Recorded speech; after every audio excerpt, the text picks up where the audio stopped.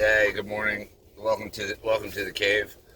And I was on vacation for about 10 days from work, and I have to go in after vacation today. Yippee ki earn $1, you slave.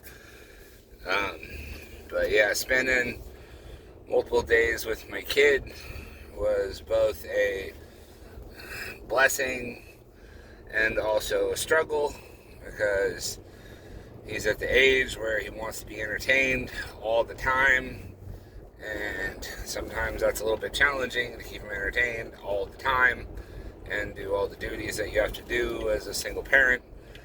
It's rather challenging. uh, I went to a birthday party where I didn't know a single soul.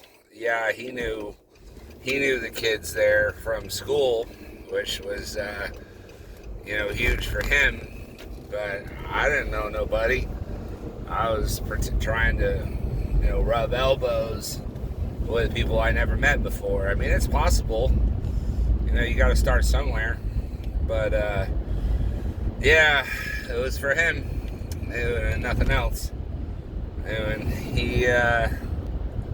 he's everything to me. He's my purpose. He is all that I care about. I care about him more than I probably care about myself. And I realize if I do care about him, then I have to start caring about myself. Because no one's here to take care of him and push him forward other than me. And I'm the one. And there's not going to be any, meal ticket at the end of the rainbow. It's going to be me and him. Nothing but.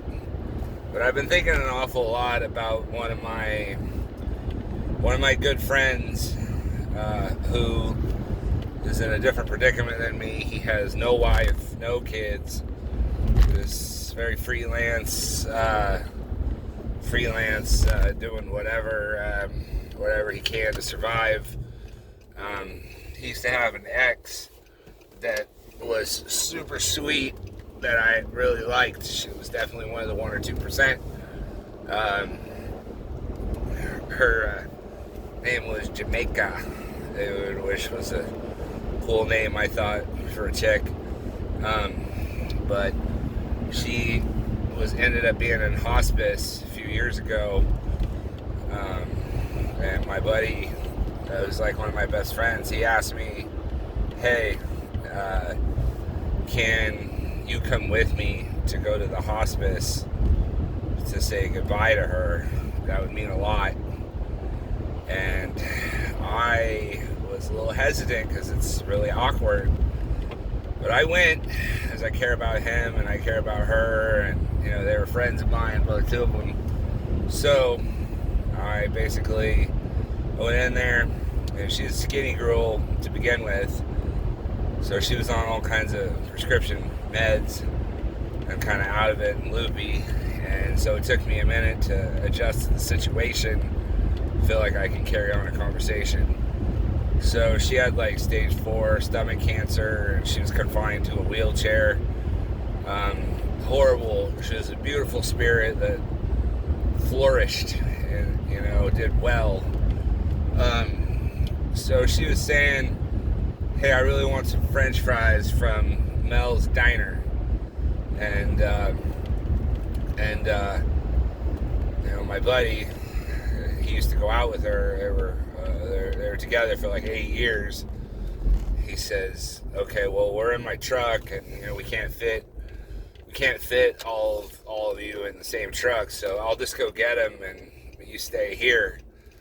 So I stayed there with her, and man, what she said to me was pretty much heartbreaking. She said, I want to ask dude to marry me because my dad's wish for me was that I were to get married someday, and I want to ask him to marry me.